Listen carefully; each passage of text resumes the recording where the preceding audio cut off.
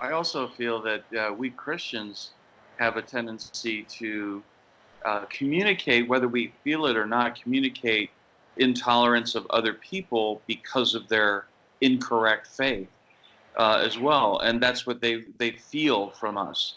So when I say when I say I believe in freedom, religious freedom, what I don't mean is I believe all religions have the right to hold to their truth.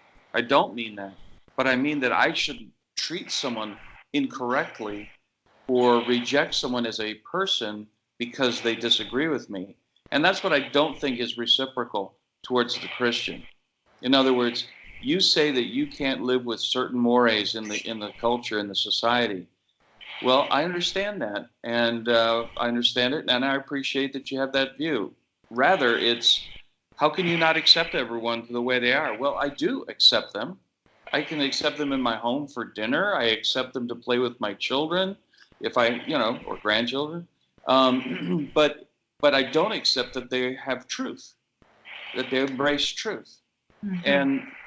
and so there is I mean, when Jesus said, I am the way, the truth, and the life, no man comes to the Father but by me. So I don't put the bumper sticker on my car so that they get in my car. And I would just say that I have conversations in my car, everything from me being quiet, which is hard to imagine, all the way through who won the game and who got beat, to it's hard to raise kids or be a kid in this world today, to what's your spiritual journey, to praying with people in my car and weeping about their lives and embracing Christ. So I keep the bumper sticker off so that they'll get in my car. My purpose in my life is not to drive for Uber or to be a high school teacher. It's to be a witness for Christ, and in whatever place I'm planted. And so I don't want to stop someone from coming in my car or flipping me off as I'm driving down the road because of a bumper sticker I have. But I hate that because I want to say, especially in this year, I vote pro-life. And so, yeah, we are very restrictive of other people in our acceptance, but only on the issue of salvation, not on the issue of their value and their worthiness to be a friend to me. I love that I'm in a welcoming community because I'm that kind of guy, but I don't welcome their faith. I don't welcome their heresy. Here in Korea, for example, someone will say, "No, you have to understand me, right? You have to understand me," and we're like, "Okay, I do. I mean, I do understand where you come from. I do understand your history. I do understand basically your context, but it doesn't mean I have to um, accept that what you're saying, what you're doing is correct." And so I think in general, I mean, that's a whole thing of, you know, um, um, I think sort of a Christian mandate of, you know, if you do love people, you just don't let them continue in the wrong way without them knowing the truth, you know. And I think that is basically our mandate here on earth, is simply to proclaim the truth. Of course, how we do it, that's where wisdom comes in. But I think that that's something that we need to realize, that the ultimate thing for Christians is simply to proclaim the truth. And yet, and I said, there are different methods, there are different ways that we can actually do that. And so we need wisdom. But I think the reason why most of us, I'm going to talk about how we self censor ourselves, is simply because, number one, generally we know what the reactions will be quite often, right? Um, Simple example. Um, I think quite a while back last year, Piers Morgan, one I think you guys probably know, he's one of those journalists in the UK.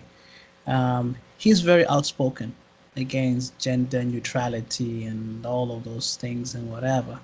And the, And actually, there was a huge petition for him to be fired from his job. And now he's not a Christian. He doesn't even claim to be Christian. He's like one of those, yeah.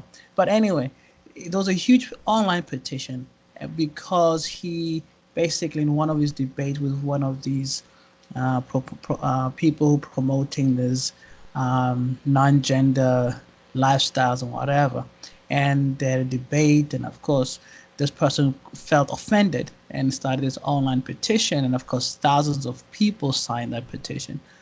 But of course he brought him back on the show, and I think also BBC basically, although it's very liberal, but also supported Piers Morgan's view of being able to express his views as well.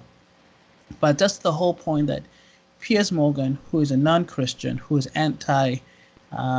non-gender, who has anti-non-gender views, could actually face such a huge backlash. Now, of course, for us as Christians, we know something like that would definitely be happening to us, and so it's, I think for us it's a given that we probably will face backlash. And of course, the only thing will be individually whether or not as individuals we're willing to face those backlashes or not.